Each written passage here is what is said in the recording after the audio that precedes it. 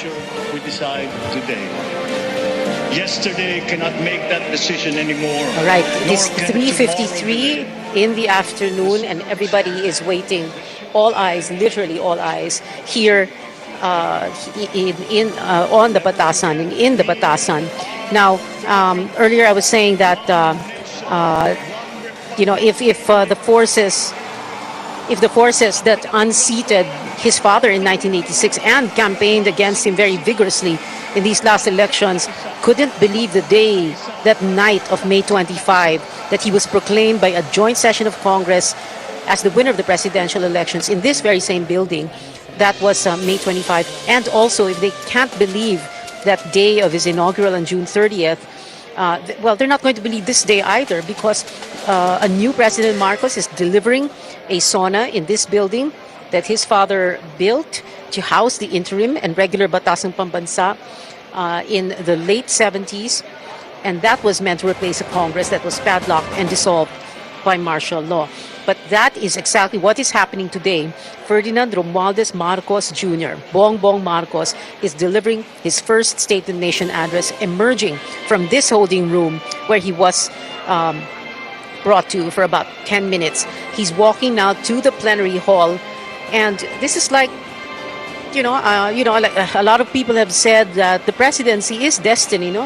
This is destiny, I suppose. He's walking into the plenary hall as President of the Philippines, and he's about to deliver his very first State of the Nation address.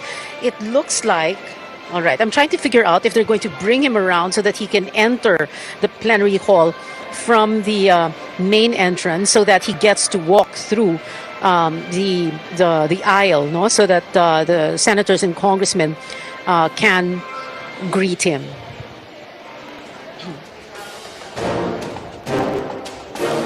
Bongbong Marcos is the 17th president of the 5th. Hold on a moment. He is the 17th president, but the 7th president of the 5th Republic that came into being when the 1987 Constitution was ratified. He's taking a little bit of his time to look at some LED displays of a little bit of history. The president also is the third child of a president to become president in his or her own right. The first was Gloria Arroyo, whom we mentioned earlier.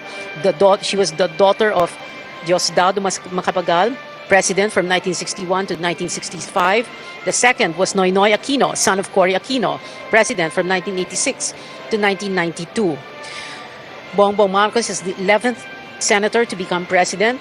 He is the 11th to have served as congressman. He's the second president from Ilocos Norte, the first, of course, being his father, the 11th president to be proclaimed by a legislature, and the 7th president to be elected to a single 6-year term. It is a provision expressly placed in the 1987 Constitution to guard against another dictatorship, not unless a congressman has his way. Congressman Aurelio Gonzalez of Pampanga filed a resolution seeking a second term for a president. One term is 5 years, the second term 5 years, meaning re-election. Let's listen in now, President Marcos entering the plenary hall. Marcos Jr.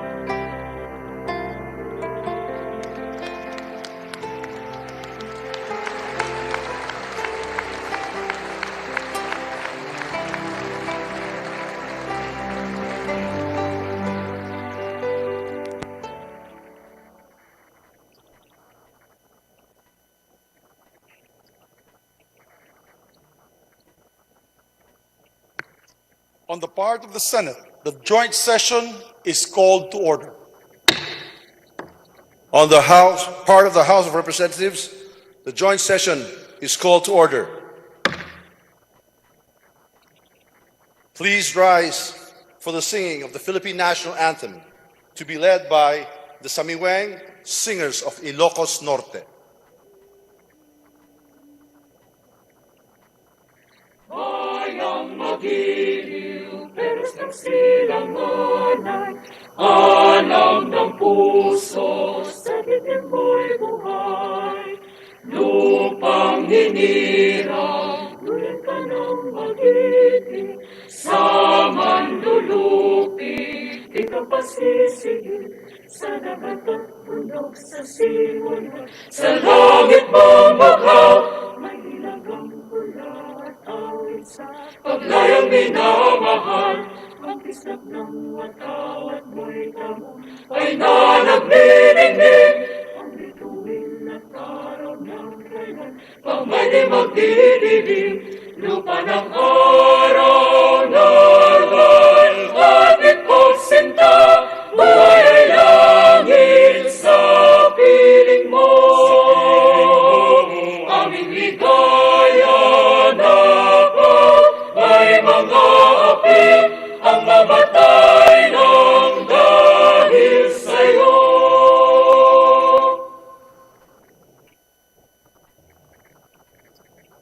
Please remain standing for the nation's prayer. Aming manlilikha, tagapagbigay buhay at liwanag ng sangkatauhan.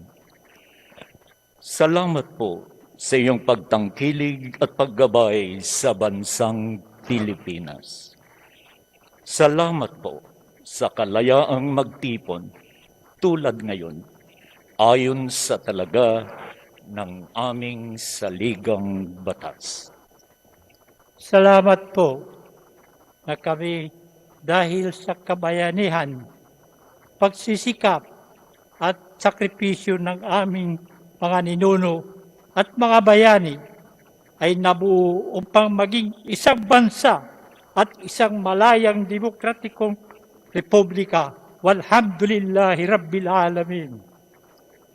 Pagpalain niyo po ang aming pagtitipon ngayon upang aming dinggin, liwanagan at suriin ang kalagayan ng bayan, ang state of the nation. At upang italaga sa inyong gabay at tangkilik ang mga magiging hakbangin ng pamahalaan sa pangunguna ng aming Pangulo, Ferdinand Romualdez Marcos Jr. Biyayaan niyo po kami, mga mamamayan at mga namumuno, ng patuloy at tumitibay na pagkakaisa, pagtutulungan at pagmamahalan bilang pagsunod sa inyong mabuti at magandang kalooban.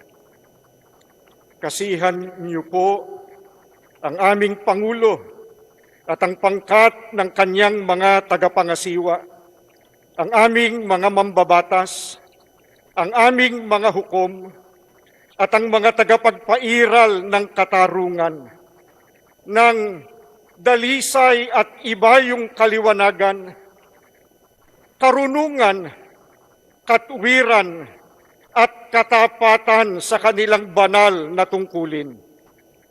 Patuloy niyo kaming turuan at atahayin kaming lahat na mga mamamayan at mga pinuno tungo sa dakilang pagkakaisa na magbubunga ng ibayong kapayapaan, kaayusan, kaunlaran, kasaganaan, at kasiyahan ng lipunang Pilipino.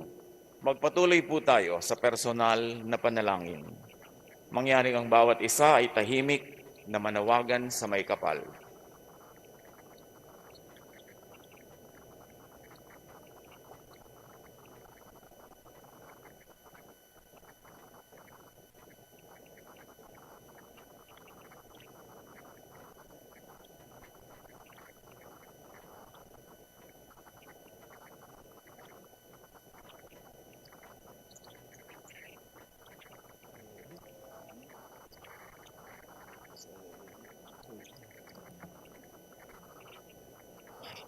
Ladies and gentlemen, honorable members of the Congress of the Philippines, His Excellency Ferdinand Romualdez Marcos Jr., President of the Republic of the Philippines.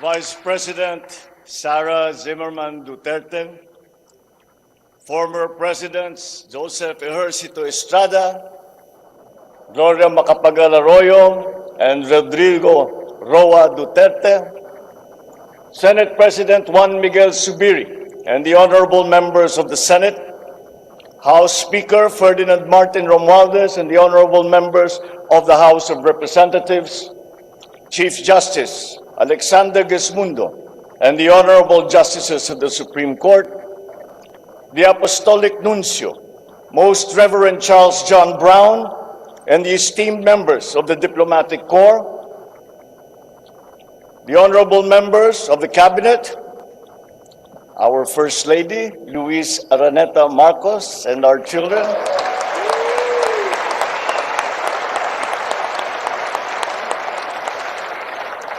distinguished guests, ang mga minamahal kong mga kababayan, ladies and gentlemen, magandang hapon po sa inyong lahat.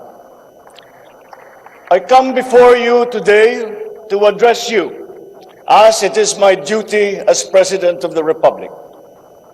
We live in difficult times brought about by some forces of our own making, but certainly also by forces that are beyond our control. But we have, and we will continue to find solutions, and these are some of them. In terms of the economy, we will implement a sound fiscal management. Tax administration reforms will be in place to increase revenue collection. Expenditure priorities will be realigned and spending efficiency will be improved to immediately address the economic scarring arising from the effects of COVID-19 and also to prepare for future shocks. Productivity-enhancing investments will be promoted. Our country must become an investment destination, capitalizing on the corporate recovery and tax incentives for enterprises through the CREATE law and the economic liberalization laws such as the Public Service Act and the Foreign Investments Act. Ecozones will be fully supported to bring in strategic industries such as those engaged in high-tech manufacturing, health and medical care, and all emerging technologies. This is also seen to facilitate economic growth outside of Metro Manila. Our tax system will be adjusted in order to catch up with the rapid developments of the digital economy, including the imposition of value-added tax on digital service providers. The initial revenue impact will be around 11.7 billion pesos in 2023 alone. Tax compliance procedures will be simplified to promote ease of paying taxes. We will pursue measures to determine possible undervaluation and/or trade misinvoicing of imported goods. Through information and communications technology, the Bureau of Customs will promote streamlined processes. Disbursements for 2022 to 2023 will be maintained at above 20% of gross domestic product, or 4.955 trillion pesos and 5.086 trillion pesos respectively, to ensure continuous implementation of priority programs. Disbursement will further increase over the medium term from 5.402 trillion pesos, or 20.7% of our GDP in 2024, to 7.712 trillion pesos or 20.6% of GDP in 2028. The medium-term fiscal strategy of this administration seeks to attain short-term macro-fiscal stability while remaining supportive of the country's economic recovery and to promote medium-term fiscal sustainability. Furthermore, and more importantly, fiscal policy aims to bring together the national government's resources so that these are mobilized and utilized in order to gain the maximum benefit and the high multiplier effects for our economy. Measurable medium-term macroeconomic and fiscal objectives include the following headline numbers. These are based on forecasts that are consistent with the guiding principles of coherence of strategies, policy discipline, and fiscal sustainability. 6.5 to 7.5% in 2023 and 2028. 9% or single-digit poverty rate by 2028. 3% national government deficit to GDP ratio by 2028. Less than 60% national government debt to GDP ratio by 2025. At least 4,256 US dollar income per capita and the attainment of upper middle income status by 2024. The aforementioned headline goals summarize the objectives of this medium-term fiscal strategy being submitted to Congress for its adoption and concurrence to the concurrent resolution by the Senate and House of Representatives. Once adopted, the MTFF will become an anchor for the annual spending and financing plan of the national government and Congress when preparing the annual budget and undertaking related appropriation activities. It is therefore a forward-looking document that extends beyond the traditional 3-year horizon to reach 6 years, coinciding with the 6-year coverage of the Philippine Development Plan 2023 to 2028. The MTFF also promotes transparency and credible commitment to pursue the indicated socio-macroeconomic goals that optimize the government budget. Medium-term growth targets and the assumptions regarding key macroeconomic variables underpin the medium-term fiscal plan. The recent past and the COVID-19 pandemic has beset the macroeconomic environment with challenges and a series of external shocks. Inflation has accelerated in recent months due largely to significant increases in international prices of oil and other key commodities. Still, the economic growth momentum remains firm, as demonstrated by the strong 2022 first quarter GDP growth at 8.3%. However, the recovery process from the impact of the pandemic is still ongoing, amid elevated uncertainty in the international economic environment. Revisions in the macroeconomic assumptions incorporate these challenges and most recent economic developments leading to upward adjustments in the following: inflation rate for 2022 to 2023, foreign exchange rate for 2023 to 2025, and goods and services imports growth for 2022. The economy is expected to grow by 6.5 to 7.5% this year as we continue to reopen the economy while considering the recent external developments. In the first quarter alone, GDP saw an increase in household consumption and private investments, along with a robust manufacturing industry, high vaccination rate, improved healthcare capacity, and an upward trend in tourism and employment. This is expected to continue for the rest of the year. The strong economic growth is projected to be sustained and expanded further to 6.5 to 8% from 2023 until 2028. The average inflation for 2022 is projected to range from 4.5 to 5.5%, following the uptick in fuel and food prices as a result of the ongoing Russia-Ukraine conflict and the disrupted supply chains. It is slightly adjusted to 2.5 to 4.5% in 2023 and is seen to return to the target range of 2.0 to 4.0% by 2024 until 2028. Dubai crude oil price is expected to settle at 90 to 110 US dollars per barrel in 2022, 80 to 100 US dollars per barrel in 2023, and 70 to 90 US dollars per barrel from 2024 onwards, as oil supply is expected to catch up and stabilize over the medium term. The Philippine peso is projected to average between 51 to 53 pesos per US dollar in 2022, and 51 to 55 pesos per US dollar from 2023 onwards, due to aggressive monetary policy tightening by the US Federal Reserve, market aversion amid the Russian-Ukraine conflict, and again, increased global oil prices.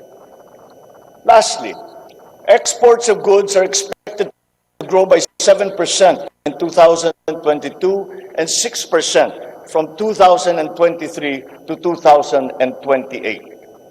On the other hand, import work on the Philippine Development Plan for 2023 to 28 and to submit to me the complete blueprint and progress of its implementation not later than year-end. One of the main drivers of our push for growth and employment will be in the agricultural sector. With regard to food supply, we are confronted by a two-pronged problem, that which will hit us in the short term and that which will hit us in the long term. Tayo ay nahaharap sa mga problemang kagyat nating mararamdaman at mga hamong pangmatagalan.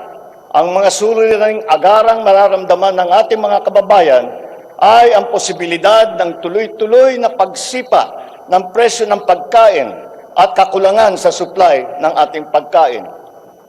Upang masuportahan ang mabimili para mapanatili ang kanilang purchasing power o kapangyarihan sa pagbili, isinapinal ng Department of Agriculture ang planong taasan ang produksyon sa susunod na panahon ng pagtanim o planting season sa pamamagitan ng tulong pinansyal at teknikal. Magbibigay tayo ng pautang habang mas ilalapit natin sa sektor ng agrikultura ang hindi gaanong mahal na farm inputs na bibilhin na ng bulto ng gobyerno. Kabilang dito ang abono, pestisidyo, mga punla, feeds, fuel subsidy, at ayuda para sa mga karapat-dapat na benepisyaryo. Para sa pangmatagalang solusyon, itataas natin ang produksyon ng mga kalakal at produktong pang-agrikultura. At para magawa ito, pagtitibayin natin ang tinatawag na value chain na nagsisimula sa mga magsasaka hanggang sa mga namimili. May mga bahagi ng value chain na sa ngayon ay kanya-kanya ang operasyon. Pagtibayin natin ang koordinasyon ng iba't ibang bahagi nito. Ang pagsasaliksik para sa mga makabagong paraan at ng pagtatanim at pag-aalaga ng hayop ay masusing gagabayan ng Department of Agriculture. Ang produksyon ng farm inputs o mga kakailanganin ng mga magsasaka sa pagpapalago ng kanilang sakahan ay ating iaayon sa mga hamong dala ng climate change at global warming. Mahigpit na pagsusuri ang gagawin ng ating mga eksperto tungo dito. Ang mga pautang at financial assistance sa mga magbubukid at mangingisda ay magiging institusyon at patakaran ng aking administrasyon.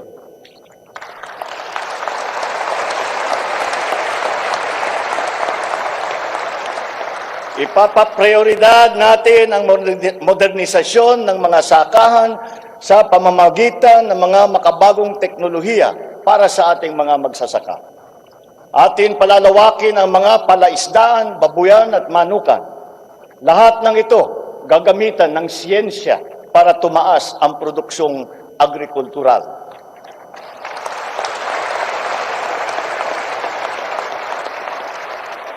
Maging ang post-production at processing ay susuportahan ng pamahalaan. Gagawa tayo ng network, national network, ng farm-to-market road upang mas mabilis na mailakbay ng mga magsasaka ang kanilang mga produkto sa mga pamilihan. At gagawa tayo ng mga paraan upang maramdaman ng mga mamimili ang pagluluwag ng presyo ng mga produktong pagkain sa kayang halaga, gaya ng muling pagbubuhay ng mga Kadiwa Center. Hindi ito magagawa sa isang araw. Hindi magagawa sa isang buwan o isang taon lamang. Ngunit, kailangan na natin simulaan ngayon.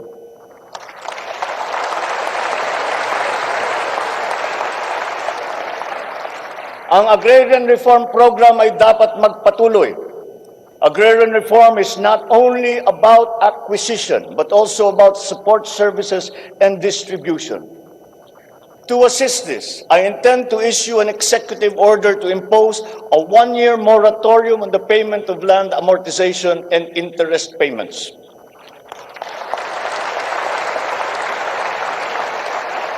This is included in Republic Act number 11469 or the Bayanihan to Heal as One Act.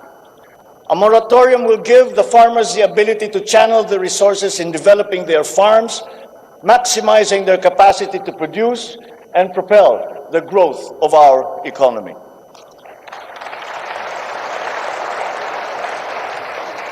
Civil society organizations also support this because it will unburden the farmers of their dues and be able to focus on improving farm productivity.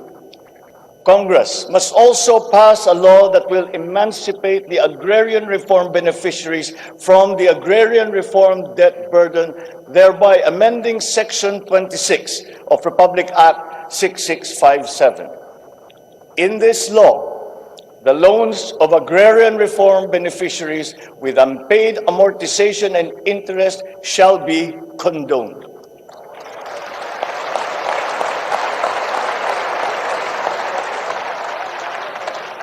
Layunin ng batas na ito ay burahin ang hindi mabayarang utang ng ating mga magsasaka na benepisyaryo ng agrarian reform. Agrarian reform beneficiaries who are still to receive their awarded land under the Comprehensive Agrarian Reform Program shall receive it without any obligation to pay any amortization.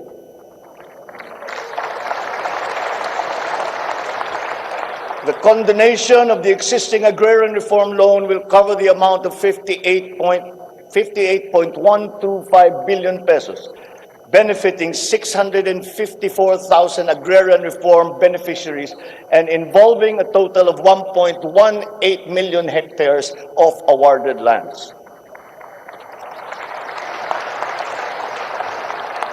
Executive Order number 75, Series 2019 requires that all government agencies, bureaus, departments, and instrumentalities to turn over agricultural lands to qualified agrarian reform beneficiaries. At present, we have a total of 52,000 hectares of unused agricultural lands of the government, which shall now be used for distribution to the following sectors in accordance with Section 40 of the Republic Act number 6657 as amended. Thus, landless war veterans, landless surviving spouse and orphans of war veterans, landless retirees of the Armed Forces of the Philippines and the Philippine National Police. Agricultural lands acquired under this program will be given to graduates of college degrees in agriculture who are landless.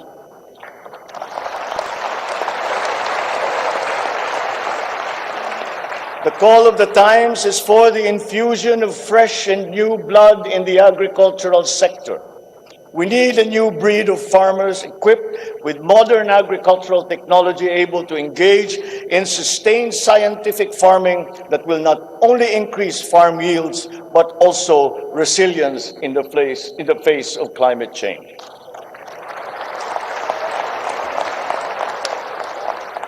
They say that each brand has a story. As for the Filipino brand, ours is deeply rooted in our rich cultural heritage, and the tourism sector plays an invaluable role in the promotion of the Filipino brand.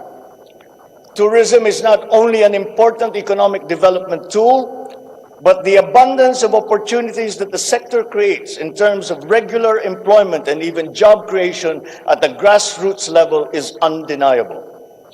To boost our tourism industry, we will first and foremost make basic developments, such as road improvements for easier access to tourism spots. We will also upgrade our airports and create more international airports to help decongest the bottleneck in the Manila airport. We will also make it more convenient for travelers to go around the country, even to remote areas, to help promote undiscovered tourist spots. This program will be led by the Department of Tourism together with the Department of Public Works and Highways.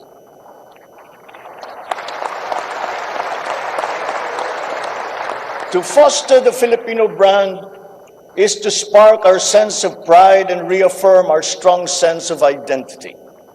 It is time to welcome the rest of the world with an enhanced Filipino brand that is unique, attractive, and creative. The creativity of the Filipino is truly world-class. We excel in arts and culture, new media, live events, avenues which generate primary and downstream jobs for our creative and talented countrymen. Unfortunately, ang mga hanap buhay na ito ang unang pinadapa ng pandemya at ang pinakahuli namang makabalik sa normal. The creative industry likewise faces many challenges, including workplace conditions, working hours, intellectual property rights, and the welfare of our beloved freelancers who were left vulnerable during the height of the pandemic. We require an institutionalized creative industry that will advance the interest of its stakeholders. Sila na nagbibigay ng kaluluwa at pagkakilala sa ating pagka-Pilipino. Protektahan natin sila.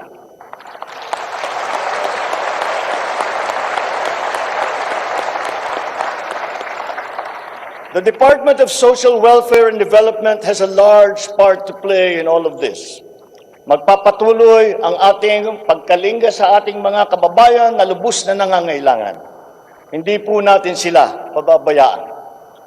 Mangunguna sa pag-aagapay sa kanila ang Department of Social Welfare and Development. Utos ko sa DSWD ang mabilis na pagtugon sa pangangailangan ng mga biktima ng kalamidad at mga iba't ibang krisis. Ang mga field office nila ay inatasan na maagang maglagak ng family food packs at non-food essentials sa mga LGU, bago pa man manalasa ang anumang kalamidad.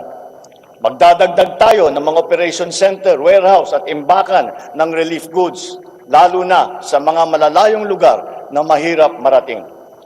Titiyakin natin na maayos ang koordinasyon ng DSWD at Department of Human Settlements and Urban Development nang sa ganon, madali ang pagpatupad ng Emergency Shelter Assistance Program para sa mga biktima ng kahit anong kalamidad.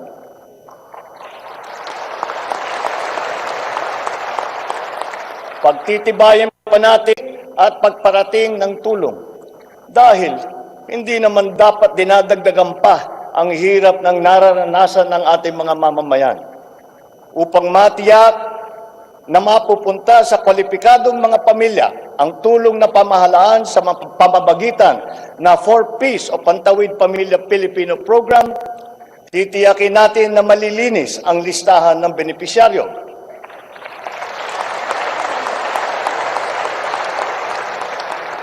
Higit na sa 1 milyong pangalan na ang nakapag-graduate na sa listahan. At nagagalak akong mabatid na sila ay nakakatayo na sa kanilang sariling paa. Kaugnay nito ay inutusan ko ang DSWD na pag-ibayuhin pa ang pagrepaso ng listahan upang maitutok ang pamimigay ng sapat na ayuda sa mga lubos na nangangailangang pamilya. Magpapatuloy ang supplemental feeding program para sa mga bata sa child development centers at supervised neighborhood play at lalo pa nating palalawakin sa taong 2023.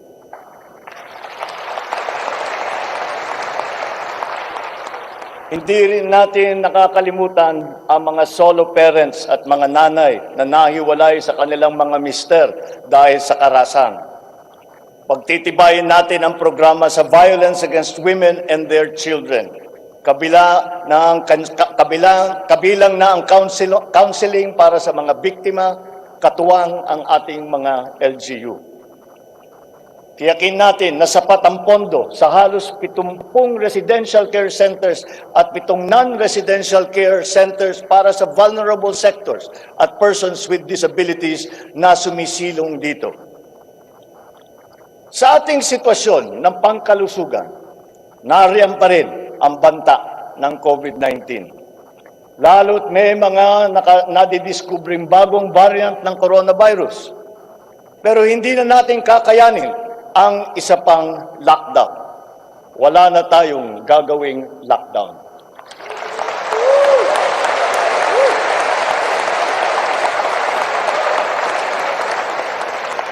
Dapat natin balansehin ng maayos ang kalusugan at kapakanan ng ating mga mamamayan sa isang banda at ang ekonomiya naman sa kabilang banda.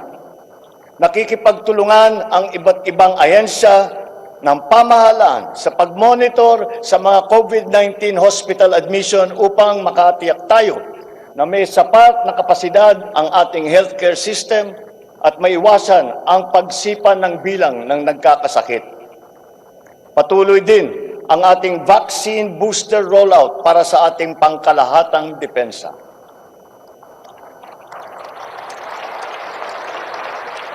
Sa ganitong paraan, kahit pa tumaas muli ang bilang ng mga COVID cases, mananatiling mababa ang bilang ng mga maospital at bilang ng mga namamatay. Sa pamamagitan nito, unti-unti rin tayong masasanay na nariyan ang virus pero hindi na seryoso ang banta sa ating buhay.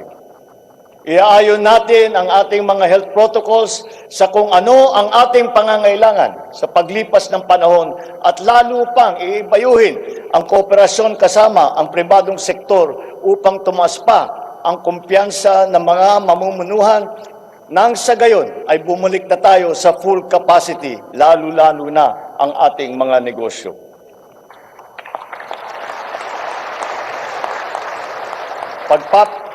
Pagbubutihan pa natin ang pagpapakalat ng tamang impormasyon ukol sa COVID, kasama ang kahalagahan ng bakuna. Mananatili muna sa ngayon ang alert level system natin. Pinapag-aralan natin ang ibang paraan ng klasifikasyon upang mas babagay sa kasalukuyang sitwasyon, lalong-lalo na sa pagbabago ng COVID. Sa pakikipagtulungan ng Kongreso, itatatag natin ang ating sariling Center for Disease Control and Prevention at ang isang Vaccine Institute.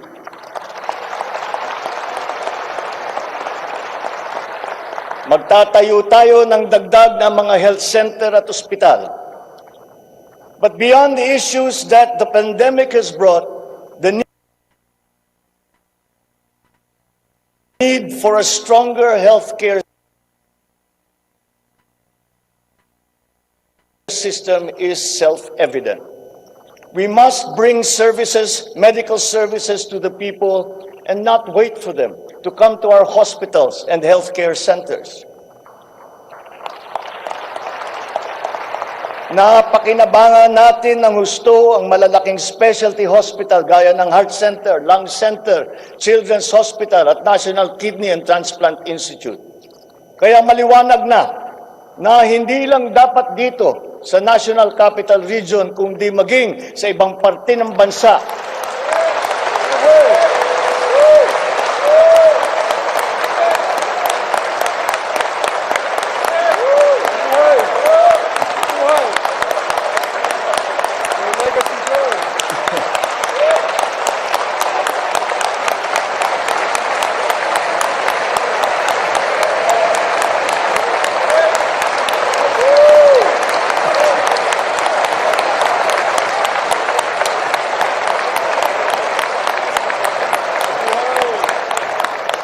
Maliwanag na hindi lamang dapat dito lamang sa National Capital Region, kundi maging sa ibang parte ng bansa, kailangan magdagdag ng ganitong uri ng mga pagamutan.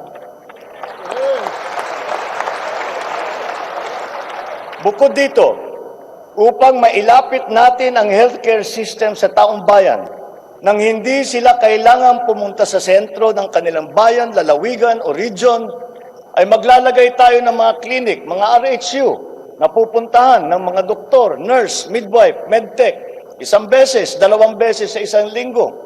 Nang sa ganon, magiging mas madali sa may karamdaman na magpapagamot nang hindi na kailangan magbiyahe ng malayo.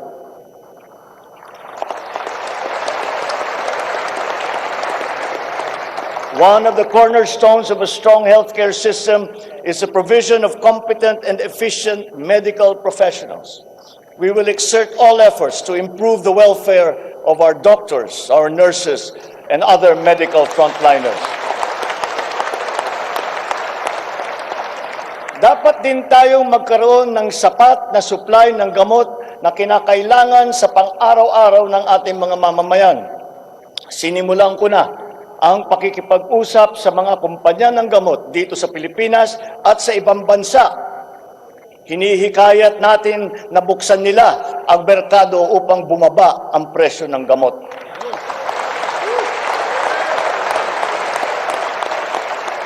Halimbawa, kung mas marami ang mas murang generic o hindi branded na gamot sa merkado, mas bababa rin ang presyo dahil sa kompetisyon. Ang Department of Trade and Industry ay nakikipag-usap sa mga interesadong manufacturer ng generic drugs na papasok sa ating bansa. Inuutusan ko naman ang Philippine Competition Commission na pantay-pantay dapat at walang kartel sa hanay ng mga pharmaceutical companies.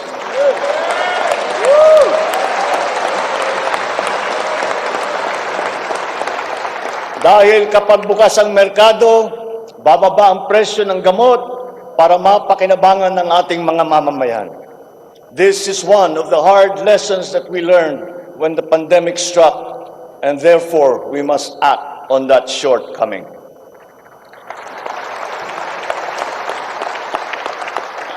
In the educational sector, I believe it is time for our children to return to full face-to-face classes once again.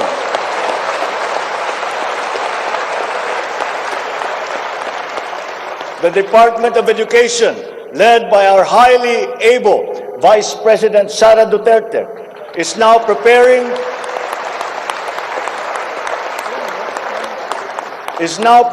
for its implementation in the upcoming school year, with utmost consideration for the safety of students as we are still in the middle of the COVID-19 pandemic.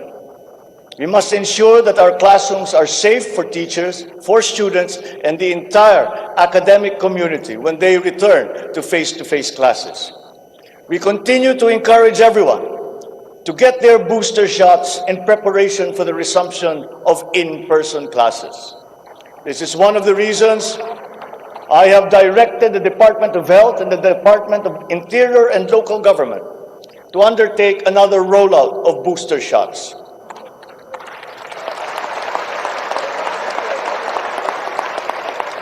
The condition and availability of schoolrooms for our students must also be addressed, again, in coordination with the Department of Public Works and Highways. Though some complications have arisen over the question of repair of school buildings in relation to the Mandanas-Garcia ruling, this will be ironed out.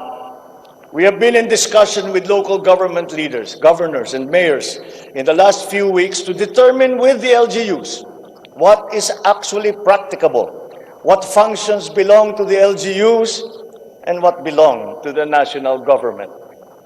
There have also been lengthy discussions on the continuation and viability of the K-12 school system. We are giving this careful review, and all necessary inputs and points of view are now being considered.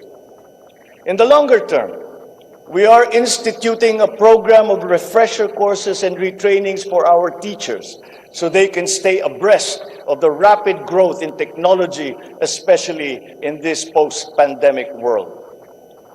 As for the horror stories that we have heard about the poor quality of educational materials and supplies that are being given to our schools, this must end.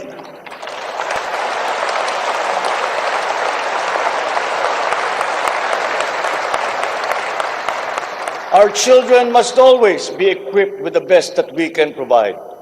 Ang edukasyon ay ang tangi nating pamana sa ating mga anak na hindi mawawaldas. Kaya anumang gastusin sa kanilang pag-aaral ay hindi tayo nagtitipid. Hindi rin tayo nagtatapon. And once again, I am not talking about history or what is being taught. I am talking about materials that are necessary for effective teaching in this day and age. Children now need connectivity to the internet. They need devices to use. They need computers, educational tools.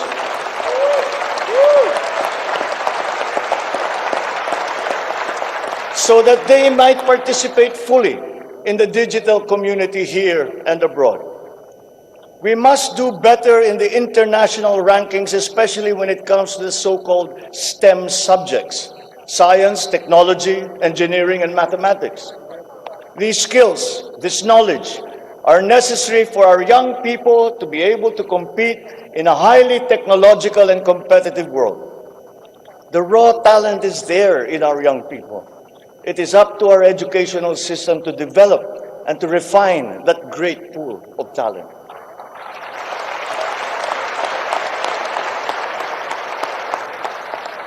Foreign employers have always favored Filipino employees because of our command of the English language. This is an advantage that we must continue to enjoy.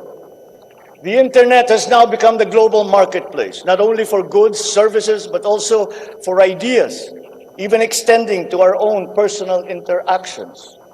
And the language of the internet, for better or for worse, is English. Therefore, the question of our medium of instruction must be continuously re-examined to maintain that advantage that we have established as an English-speaking people.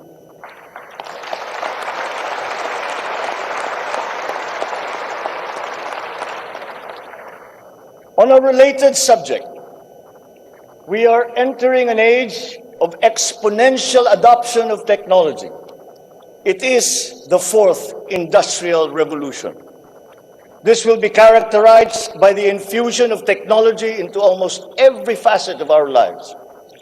Breakthrough technologies in the areas of quantum computing, artificial intelligence, nanotechnologies, the Internet of Things, robotics, self-driving electric vehicles, 3D printing, virtual and augmented realities, among others, that will radically transform the way business is done.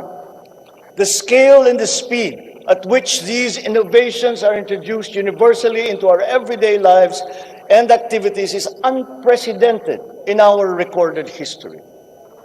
We cannot stand idly by.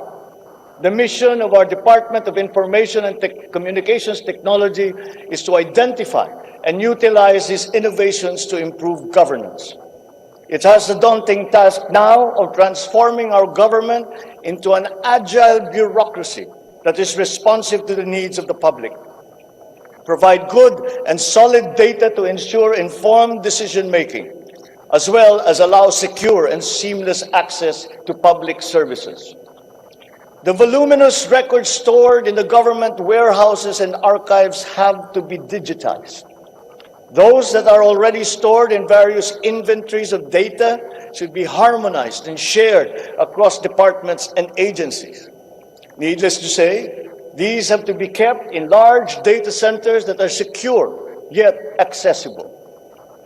The national ID will play an important part in this digital transformation.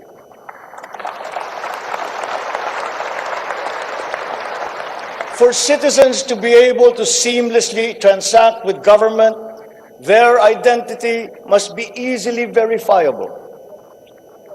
We expect to issue 30 million physical IDs and 20 million digital IDs by the end of this year. The target is to accomplish the issuance of about 92 million IDs by the middle of next year. As the world moves into rapid digitalization, the digital divide will become more pronounced. The depth and breadth at which these technologies will be transformative in our lives is fully expected. This will open new opportunities for the creation of wealth, but will also likely create inequalities. Hence, universal connectivity will be a vital component in order to ensure that no citizen is left behind.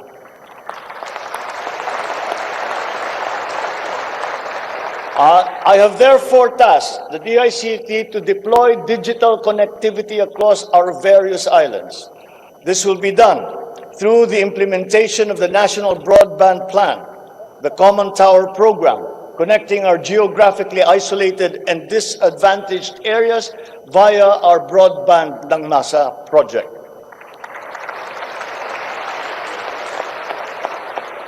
All relevant modes of digital transport should be utilized.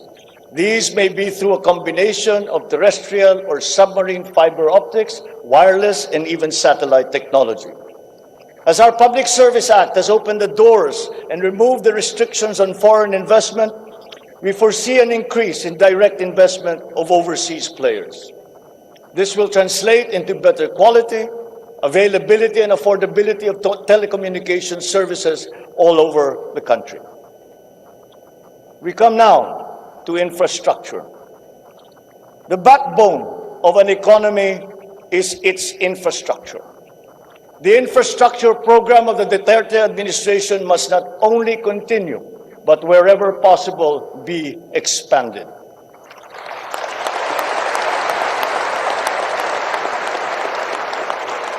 We shall confidently build on this firm foundation established by my predecessor, as it is in building an edifice.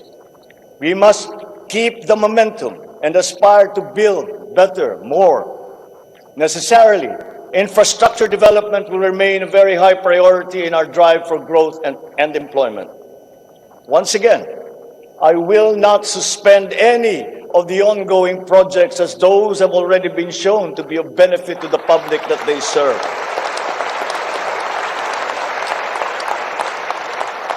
We will continue to study the proposals that have been made.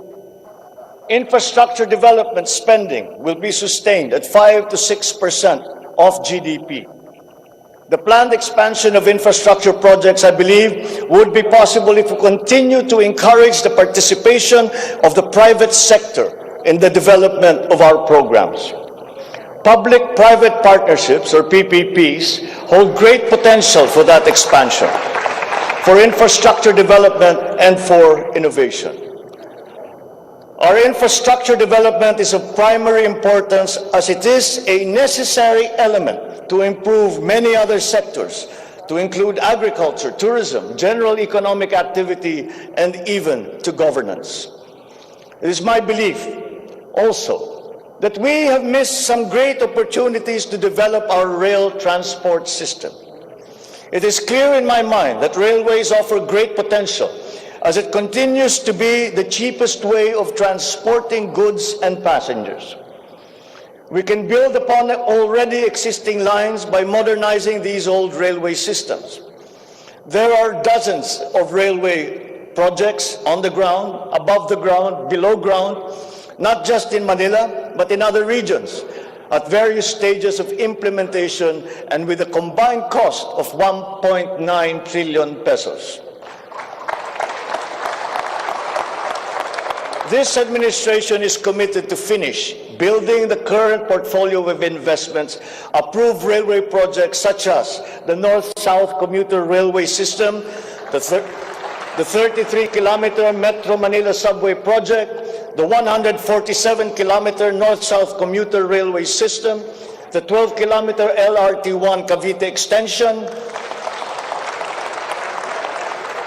the 23-kilometer MRT-7, and the common station that will connect LRT-1 MRT3 and MRT7. And beyond NCR, larger scale railway systems like the 102-kilometer Mindanao Railway Project,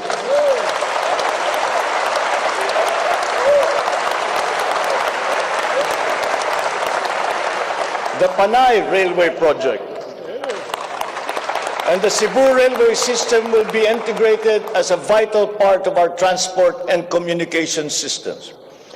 We will also continue to improve our roads and transportation systems in key cities throughout the country through various projects, such as the Cebu Bus Rapid Transit, Davao High Priority Bus System, Ilocos Norte Transportation Hub, the El Nido Transport Terminal. My order to the Department of Transportation, or DOTR, is really very simple. Full speed ahead.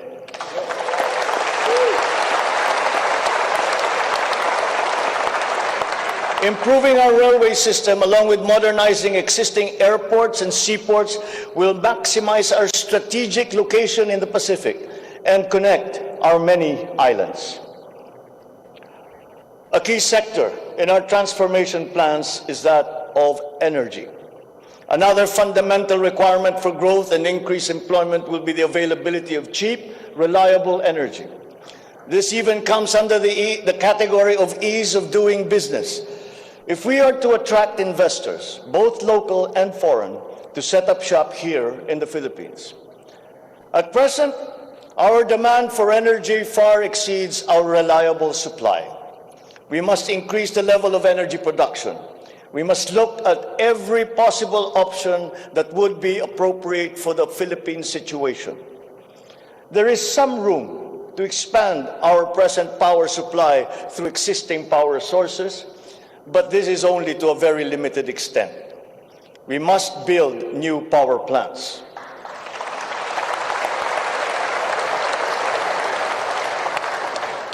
We must take advantage of all the best technology that is now available, especially in the areas of renewable energy.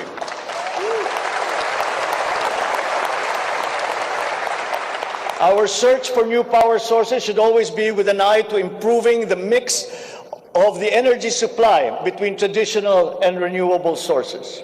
The technology on renewable energy is progressing rapidly, and many of these technologies are appropriate for the Philippines. We have already begun windmill power. We are now expanding very quickly our solar power production. For both offshore and onshore wind turbines, for example, the World Bank has calculated that there is a potential for 255 gigawatts by the year of 2030. Solar power has steadily increased its efficiency in converting sunlight to electrical power, which is particularly attractive for the Philippines. Because unlike wind power, solar power is practical almost everywhere in the Philippines all year round. In the move to lowering our carbon footprint caused by energy production, our advancement to renewables will have a lead time. In the interim, natural gas will hold the key. We will provide investment incentives by clarifying the uncertain policy in upstream gas, particularly in the area close to Malampaya. This requires clarification of the processes and review of service contracts policy. I believe that it is time also to re-examine our strategy towards building nuclear power plants in the Philippines.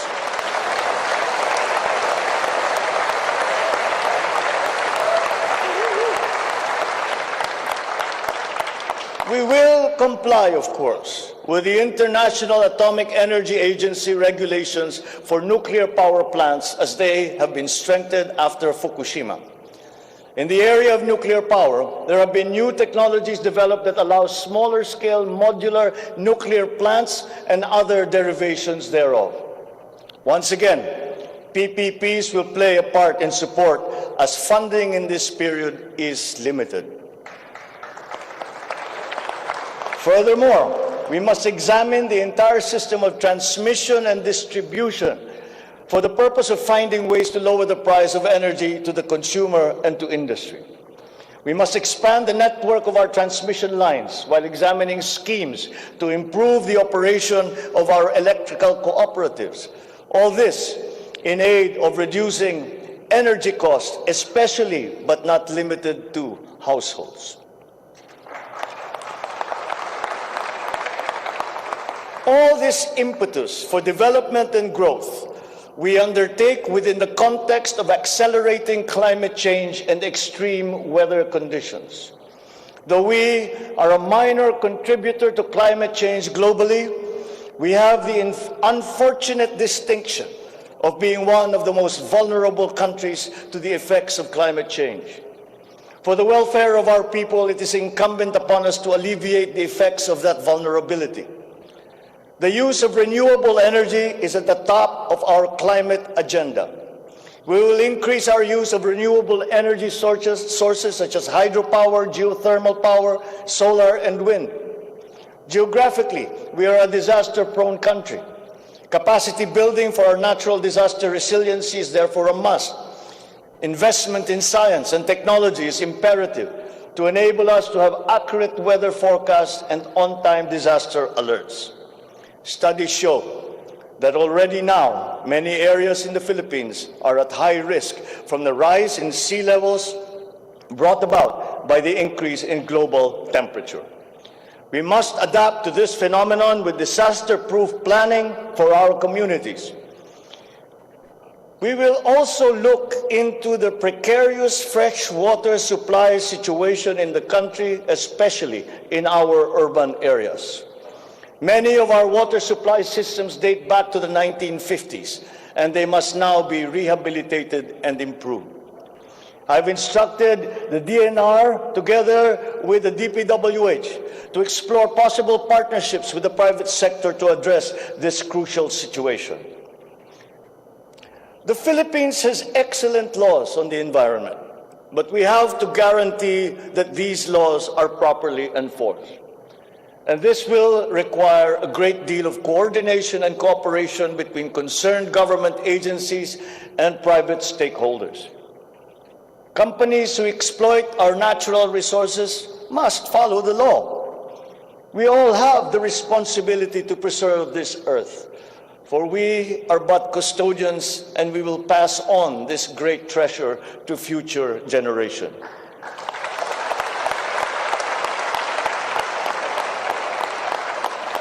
There is no question that the preservation of the environment is the preservation of life.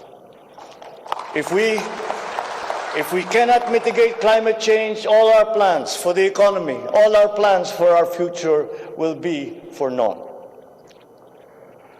Bawat Pilipino sa ibayong dagat na nagsasakripisyong lisanin ang kanyang pamilya sa Pilipinas upang maghanap buhay ay nararapat lamang magkaroon ng pamahalaang natatawag nilang tahanan habang nasa ibang bayan. Ito ang papel na gagampanan ng kagawaran ng manggagawang mandarayuhan o Department of Migrant Workers matapos itong ideklara bilang ganap na ahensya ng gobyerno ng isang taon. Ang kagawarang ito ang magsisilbing kanlungan ng ating mga kababayan sa gitna ng mundong walang kasiguruhan at mahigpit na kompetisyon. Ito ang maglalatag sa kanila ng mga oportunidad.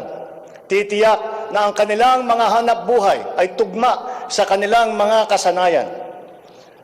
Maninigurong akma ang sahod at maayos ang kalagayan sa kanilang mga kumpanya at mga ngalaga sa kanilang mga pamilya habang sila ay nasa malayo.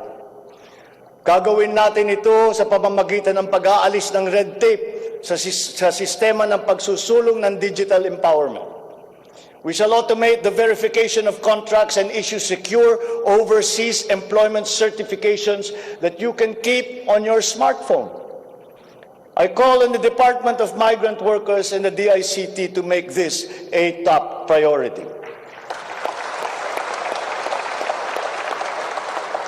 Tinatawagan ko rin ang Department of Foreign Affairs na makipagtulungan sa Department of Migrant Workers na tiyakin ang lahat ng mga diplomatic post ay tutulong na agarang maibalik sa trabaho ang mga ating mga overseas Filipino workers na nawalan ng hanap buhay nitong nakalipas na ilang taon.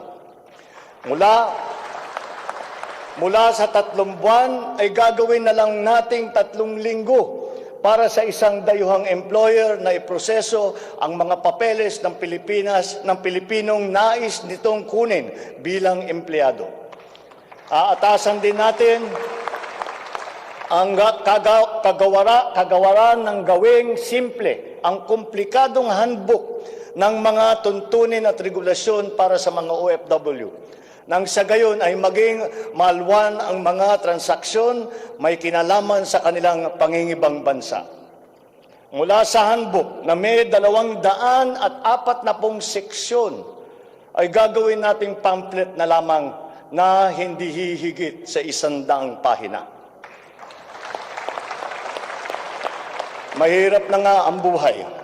Kaya naman, ayaw pa natin makitang lalo pang nahihirapan ang ating mga manggagawang mandarayuhan sa pagtupad sa kanilang mga pangarap. Para sa mga kababayan nating naiipit sa kaguluhan, inaabuso at nanganganib ang buhay, ikinagagalak kong sa ilalim ng aking pamumuno ay ilulunsad natin ang One Repatriation Command Center o ORCC.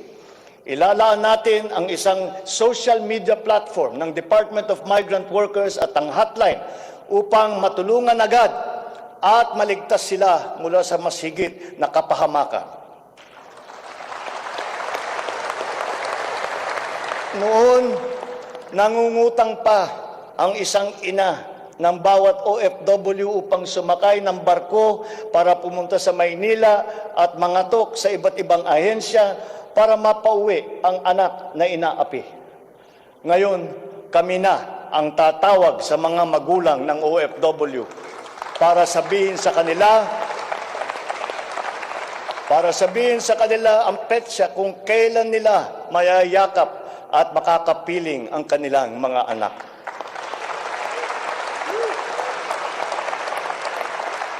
Sa kasalukuyan ay nakikipag-ugnayan tayo sa pamahalaan ng Saudi Arabia upang buksan muli ang deployment. Kaya natin at gagawin natin ang makipagnegosasyon na mabigyan ang ating mga kababayan doon ng tamang pasahod at mapangalagaan ang kanilang karapatan at kapakanan. Muli natin patitibayin ang respeto at pagkakaibigan ng ating dalawang bansa tulad ng namamagitan sa ating ama sa kanilang hari. Sa mga susunod na buwan ay magtutungo si Secretary Susan Opre sa Saudi Arabia upang tiyakin na may sapat na puwersang magsisiguro na mabubuksan muli ang empleo sa bansa at para maisulong ang ating kampanya laban sa human trafficking. Ngayon, para naman sa mga anak na naiwan sa Pilipinas, titiyakin ng Department of Migrant Workers sa pamamagitan ng OWA na sila ay maipapasok sa magagandang paaralan, magtuturo sa kanila ng financial literacy, mental wellness, sports, sining, kultura. Ito ay mangyayari sa pakikipagtulungan ng iba't ibang ahensya ng pamahalaan. Alagaan natin ang kabataang Pilipino sapagkat sila ang kinabukasan ng ating inang bayan.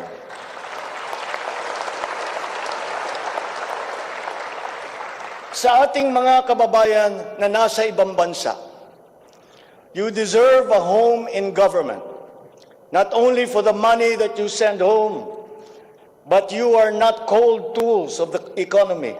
You deserve it for your sacrifices for our country and your perseverance and excellence in the global arena.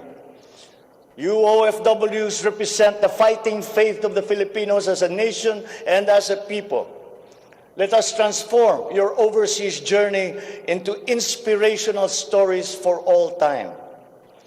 Thanks to you, our dear legislators, and of course to the man every OFW now refers to as their tatay, President Rodrigo Duterte. you passed the law that created this new home for our OFWs.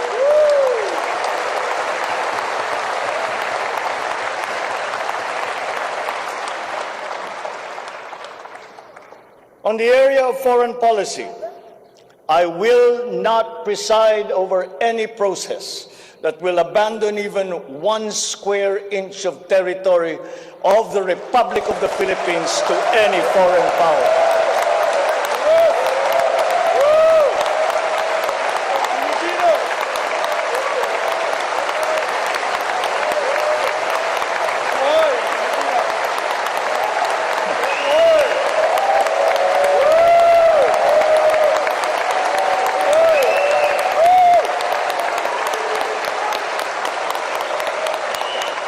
With respect to our place in the community of nations, the Philippines shall continue to be a friend to all, an enemy to none. The Philippines has always been open and welcoming to all our foreign friends and visitors. That is our worldview. That is our culture. But let me be clear. We are very jealous of all that is Filipino.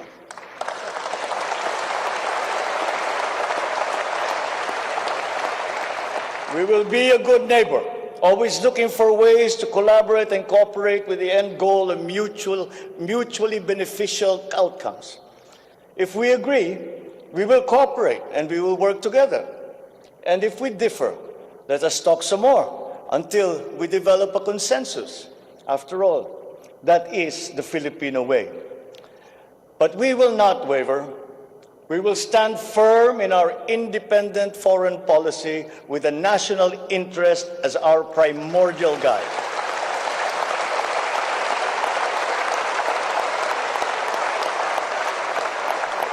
We commit to maintaining good relations with the rest of the world. As a matter of fact, it is my sincere belief that the need for strong bonds and collaboration among nations emerges in the direst of times, such as in a pandemic. The partnerships and alliances that we make with all will provide stability that all nations will need as we emerge into this new global economy. The Philippines will continue to promote stronger and multifaceted relationships with all our partners around the world. We are, in fact, grateful for the messages of support and offers of help that we have received from many of our friends in the international community. This has been communicated to us through the different envoys and ambassadors here in the Philippines. Such strong relationships can only be beneficial to all involved. As I am here today addressing the legislature, allow me now to propose legislation that we would like you to pass in support of these programs. 1.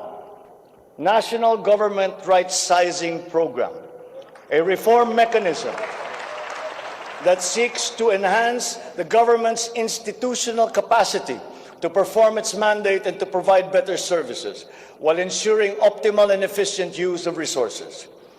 Compared to previous government reorganization efforts, the NGRP will entail a comprehensive strategic review of the functions, operations, organization, system, and processes of the different agencies, and massive and transformational initiatives in agencies concerned, such as mergers, consolidations, splitting, transfer, and even the abolition of some offices.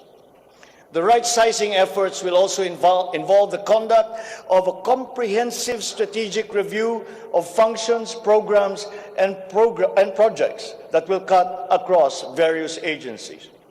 Number 2, a budget modernization bill. This seeks to institutionalize a cash-based budgeting system under Executive Order Number 91, Series 2019, to strengthen fiscal discipline in the allocation and use of budget resources by ensuring that every peso budgeted by the government would lead to the actual delivery of programs and projects. The full implementation of the CBS is timely and vital as the government executes response and recovery plans post-pandemic. Number 3, Tax Package 3 Valuation Reform Bill. This bill provides for the A, establishment of real property values and valuation standards across the country, and B, the development of real property information system that provides for the database of all real property transaction and declarations in the country. Number 4, Passive Income and Financial Intermediary Taxation Act. This seeks to reform the taxation of capital income and financial services by redesigning the financial sector taxation into simpler, fairer, more efficient, and a revenue-neutral tax system. It also represents to adopt a regionally competitive tax system. Number 5, E-Government Act, which provides for the establishment of the E-Government Master Plan, which shall cover all e-government services and processes. Number 6, the Internet Transaction Act, or e-commerce law, which aims to establish an effective regulation of commercial activities through the Internet or electronic means to ensure that consumer rights and data privacy are protected, innovation is encouraged, fair advertising practices and competition are promoted. Online transactions are secured, intellectual property rights are protected, and product standards and safety are observed. Number 7, Government Financial Institutions Unified Initiatives to Distressed Enterprises for Economic Recovery. This seeks to provide financial assistance to distressed enterprises critical to economic recovery through programs and initiatives to be implemented by the Land Bank of the Philippines, the Development Bank of the Philippines, and the Philippine Guarantee Corporation for purposes of addressing liquidity or solvency problems of MSMEs and strategically important industries to encourage their continued operation and maintain employment. Number 8, the establishment of a Medical Reserve Corps. Establishes a Medical Reserve Corps under the Health and Emergency Management Bureau of the DOH.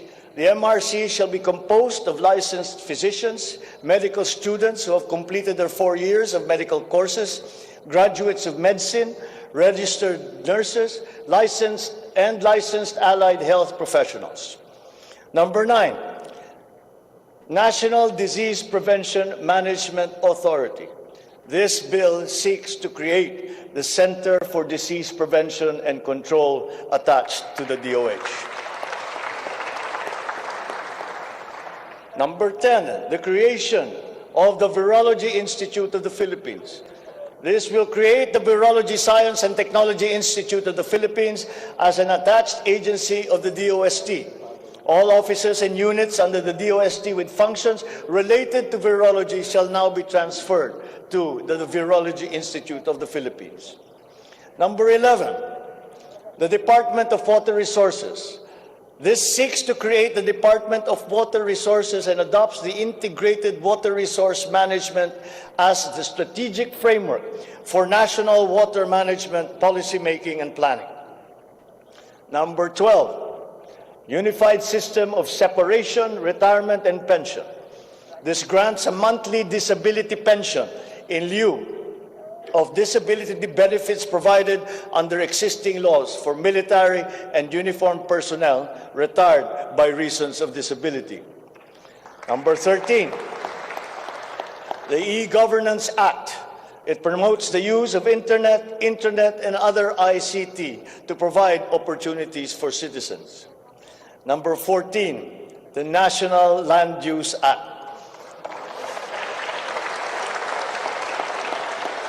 This will provide for a rational and holistic management and development of our country's land and water resources, hold owners accountable for making these lands productive and sustainable, strengthen the LGU to manage ecological balance within its jurisdiction. It also provides for land use and physical planning framework as a mechanism in determining policies and principles to implement this legislative measure. Number 15, the National Defense Act. This seeks to amend the antiquated National Defense Act of 1935 to provide for a change in the military structure of the armed forces of the Philippines that is more responsive to current and future non-conventional security threats to the country's territorial integrity and national sovereignty. Number 16, Mandatory Reserve Officers Training Corps and National Service Training Program. This seeks to reinstitute the ROTC program as a mandatory component of senior high school programs, grades 11 and 12, in all public and private tertiary level educational institutions. The aim is to motivate, train, organize, and mobilize students for national defense preparedness, including disaster preparedness and capacity building for risk-related situations. Number 17, enactment of an enabling law for the natural gas industry. This seeks to foster the development of the midstream natural gas industry in a bid to strengthen Philippine energy security by diversifying the country's primary sources of energy and promoting the role of natural gas as a complementary fuel to variable renewable energy. Number 18, amendments to the Electric Power Industry Reform Act, or Apira. This aims to improve the implementation of the law's provisions and enhance its effectiveness to address the high cost of electricity, alleged market collusion, and insufficient power supply. The bill seeks to restructure the Energy Regulation Commission to foster accountability and improve the Commission's government system that would ensure consumer protection and in enhancing competitive operation of the electricity market. Number 19, amendments to the Build, Operate, Transfer law.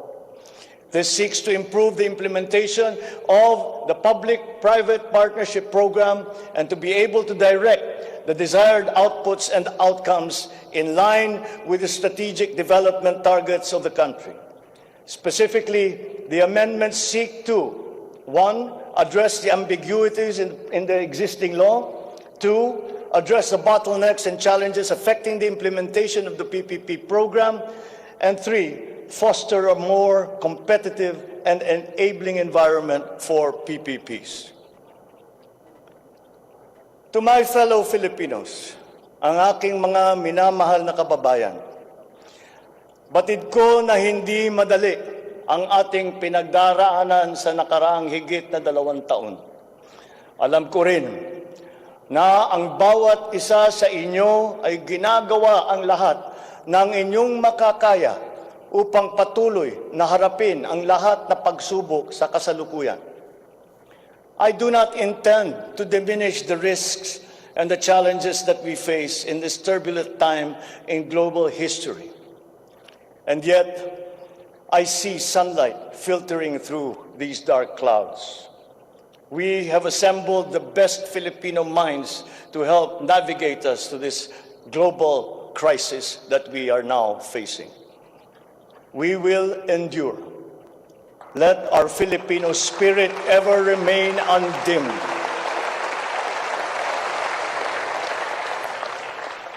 I know this in my mind. I know it in my heart. I know it in my very soul. The state of the nation is sound. Thank you and good afternoon. Marami pong salamat sa inyong lahat.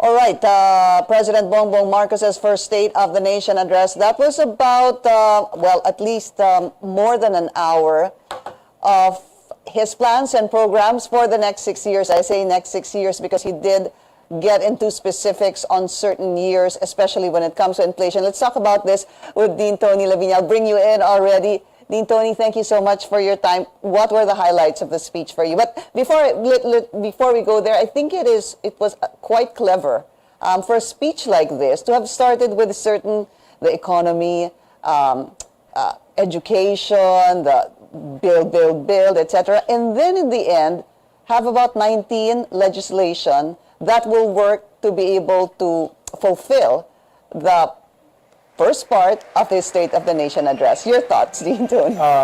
First, it was a good speech, compared especially to President Duterte's sonas on all those 6 years, and I would say even most of President Aquino's sonas in the previous years. This followed in a way a classic State of the Nation address. There's an executive summary at the beginning, emphasizing the most important thing he wanted to do. Then some details on various things, covering everything, as I said. Actually covering everything except... Did he miss anything? No, what I told you, national defense, in terms of national security, in terms of the insurgency, which might be on purpose, that this is no longer as important as it used to be, as it was in the Marcos era, and that's good. Didn't cover corruption, didn't cover human rights, which are very important areas, right? But pretty much the rest was covered. Now, it's interesting because you have to ask, and I'm a lawyer and I'm a constitutional law professor, what is the State of the Nation address for, and who is it addressed to? The people, right? But in speaking in English with some Filipino in between, it seemed that the speech was addressed more to policymakers, to diplomats, lawmakers, to investors, rather than to the ordinary Filipino, except some instances where clearly was addressing the ordinary, like for OFW. And is that a bad thing? For example. The jury is still out on that. In a way, I like the first part, the economic part, very technical, right? Very sophisticated. But you could have lost the audience there. The Filipino audience, the man on the street. Ano yun? Di ko maintindihan. Especially when he came up with all the numbers. With all those numbers, etc. So I don't know. The jury is out. But certainly, economists would have been happy with that. Bankers were happy. People who understand it. Policy wonks like me were in heaven in terms of just, wow, these are really important things to debate. I don't necessarily agree with all of them because they're what we call neoliberal policies, same old as before. But clearly, that was the audience he minded. Okay, so he talked about the economy and he also talked about food supply. He went to tourism, the DSWD, health, and many more. But let's first go to our chief correspondent, Pia Ontiveros. She's still there at the Batasang Pambansa. Pia, go ahead. Hi, Pinky, and hi, Dean Tony. Well, it was an hour and 18 to 19-minute first State of the Nation address of Ferdinand Romualdez Marcos Jr., Bongbong Marcos. His first Sona, the very first Sona that he'll be delivering. He began with saying what, as briefly as possible, what our problems are and what are the solutions. And he said very clearly, we will find the solutions. These are some of them. And then he started to enumerate everything, as Dean Tony was saying. He starts with the economy, agriculture, agrarian reform, tourism, even the creative industry, DSWD, helping the poor, health, no lockdown, he says, connectivity, education, English as a medium of instruction, because we are known as an English-speaking nation. That is an advantage. Technology, connectivity, infrastructure, sabi niya, sustain lang yung build na program ng Duterte administration, itutuloy lang. Energy, he brought up renewable energy, and he was brave enough to bring up nuclear energy, nuclear power, disaster-proof planning, fresh water supply, migrant workers, and at a certain point, he also did bring up foreign the West Philippine Sea. And I think this was the highlight, no, at around 5:05 p.m., where he says that I will not preside, and I'm paraphrasing here, I will not preside over any process that will abandon even a single square inch of territory. There was a standing ovation right there, and the applause was long and hard. No? And he repeated this phrase, friend to all, enemy to none. And then he said, but let me be clear, we are very jealous of all that is Filipino. This resonates with us in the last few years because of the West Philippine Sea. Everybody remembers the arbitral tribunal ruling of July 2016 and the rather interesting relationship that the Duterte administration had with Beijing, with China. Now, after that point, and of course he did talk about migrant workers also. I'm sorry, I should have mentioned that. Now, after that high point, no, where he talked about how we were not going to be surrendering any inch, 1 square inch of our territory, then he launches into this litany of proposed legislation: National Government Right-Sizing Program, E-Government Act, Internet Transactions Act, establishing a Medical Reserve Corps, National Disease Prevention Management Authority, creating a Virology Institute, National Defense Act, and then he brings up another controversial proposal: mandatory ROTC, reinstating mandatory Reserve Officer Training Corps, or ROTC, for grades 11 and 12. That's the junior and senior year, no? Kung K-12 ang pag-uusapan. He talked about the enabling law for the natural gas industry, amendments to the Apira na matagal nang pinag-uusapan din yon, amendments to the BOT law, etc. And then he ends with that line: we will endure. Let our Filipino spirit remains undimmed. The state of the nation is sound. Yes, like Dean Tony was saying, he did get very technical at the very beginning, and except for the portions where there was mas nagtagalog siya, mas nagvernacular siya nung ang pinag-uusapan agrarian reform, agriculture and farming, migrant workers, but most of the speech was in English, and then there was a lot of technical stuff, especially in the first part. But it seems to have been a pretty very clear, very concise, and solid speech. Of course, like Dean Tony was saying, the jury's still out on this one. But this is, after 6 years of Duterte and his extemporaneous speeches, laced most of the time with invectives and curses. No, a very interesting speeches, by the way, which he gave. This was a very clear departure from that, which is always the case, no? In any new administration, maninibago ka naman talaga.